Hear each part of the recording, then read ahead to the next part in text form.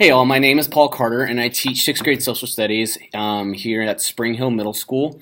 I have been teaching here. This is my 5th year teaching. I am now entering the second half of my program here at Fort Hays State and getting my master's in school administration. I also am the school play director, and as well as I am an assistant football coach here, and I'm definitely kept busy, that is for sure. One of the questions was who has had the most influence on in my life, and that is it's two people, and that is my dad. If you've ever seen that commercial where him and his wife get married and he's a super fun guy, and then he slowly turns into his dad, wears all his dad's clothes and loves to smell mulch and stuff. Well, every time my wife and I see that commercial, she's like, "Oh, that's you," because I'm slowly turning into my dad, which is a good thing. He's a very loving and caring person, and truly makes everyone feel like they are very important. And I feel like that has come to light with me as a teacher. I really love and care for all of my students, even some of those that are tough to love. I go out of my way trying to make them feel like they belong. So I get that from my dad. And then I'm a social studies teacher because of my high school government teacher. He made me love social studies. He made me want to be a teacher just by how much he cared for all of his students, how much he went out of his way. And even now I'm still in contact with him. He's always checking, "Hey, how's it going as a teacher?" He's always checking in to see how I'm doing. And so I'm a teacher because of Mr. Waite, my high school teacher. And then what was the result of your personality test? Do you agree or disagree? I agree with it. Nothing surprised me when the results came through. My number one score was in intellect/imagination.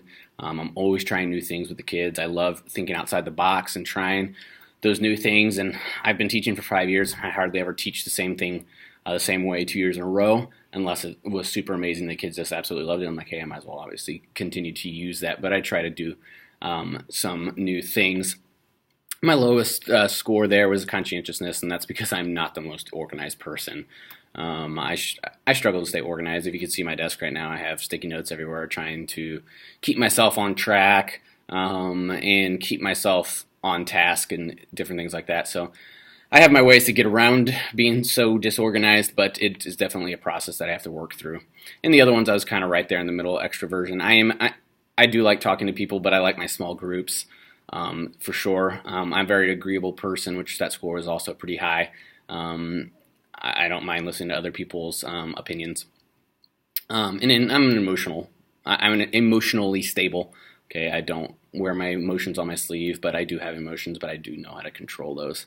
And then which two leadership theories do you most closely align to? Does this coincide with the personality test results? And then explain by making connections. The two I chose were the Democratic leadership theory, as well as the participative leadership theory. These are really close. Even some websites even said they were pretty much the same thing. There's some subtle differences.